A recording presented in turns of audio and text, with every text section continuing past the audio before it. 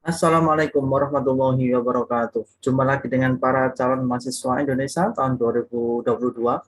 Pada video kali ini kita akan mengupas tentang nilai rapot minimal untuk bisa lolos SNMPTN Prodi Saintek di Universitas Negeri Malang tahun 2022. Nah, kira-kira berapa nilai rata-rata yang aman ya untuk bisa berpeluang lolos di Universitas Negeri Malang?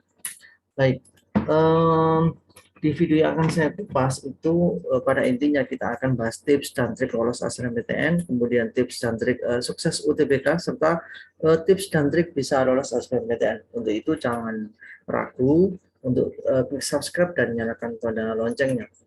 Baik, sebagai awalan saya akan menyampaikan bahwasannya tidak semua mata pelajaran itu bakalan diambil atau dijadikan rujukan untuk penilaian jalur SNMPTN. Hanya mapel-mapel tertentu saja. Apa saja? Oke, kita simak bersama ya.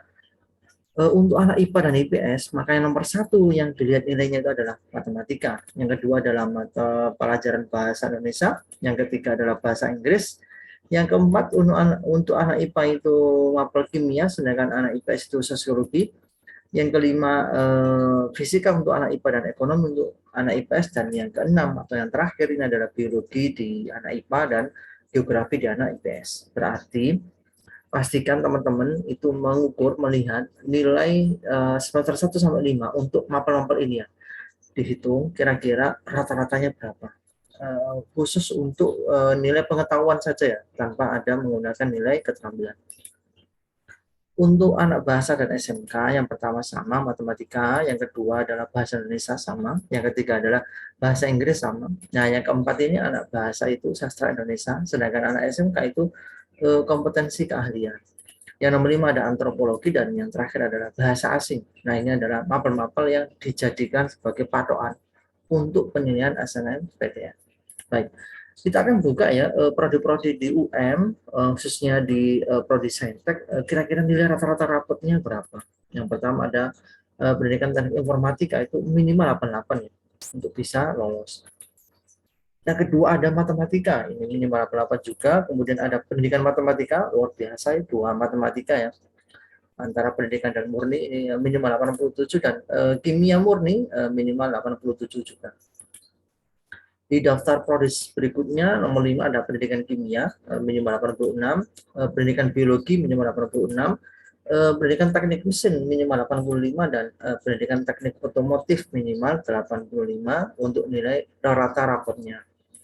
Di nomor 9 ada prodi teknik sipil, ini kelompok teknik ya, minimal 85, biologi minimal 85 juga, fisika minimal 84, dan pendidikan fisika minimal 84 juga. Berikutnya di nomor 13 ada pendidikan ilmu pengetahuan alam, ini kayak sains ya, anak-anak yang milih jurusan untuk bisa berkiprah sebagai guru sains. Jadi nilai rapotnya minimal 84, kemudian pendidikan teknik bangunan minimal 84, pendidikan teknik elektro minimal 83, dan ilmu keolahragaan minimal 83. Baik, ini adalah data untuk khusus prodi Saintek ya di UM dengan rata-rata sekian.